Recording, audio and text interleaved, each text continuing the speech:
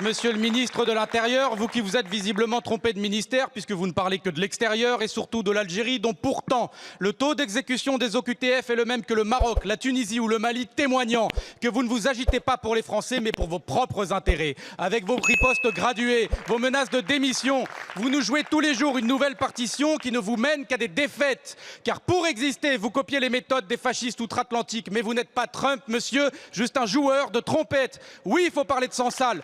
Nous avons tous appelé à sa libération, mais l'escalade des tensions lui nuit gravement et la vérité, c'est que Retailleau est en train de le sacrifier pour gagner son congrès. Vous dites agir pour la France, mais comment peut-on prétendre défendre la France en piétinant ses lois, en piétinant des droits, en piétinant la foi de millions de Français musulmans?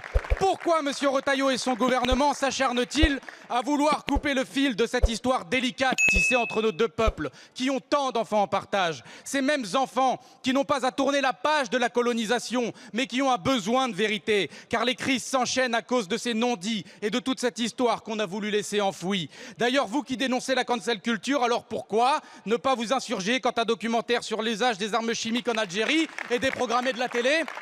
Monsieur le Premier ministre, votre gouvernement n'est pas à la hauteur de notre histoire commune, pas à la hauteur de ces Algériens qui ont fait couler leur sang à Monte Cassino ou dans le débarquement de Provence, pas à la hauteur de nos anciens qui ont mêlé leur sueur dans les mines et les usines de toute la France.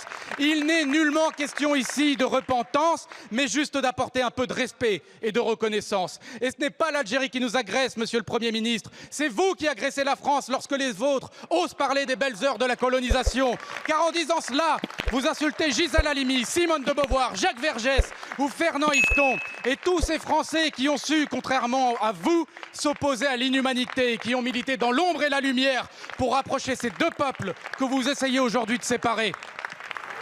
Je vous remercie.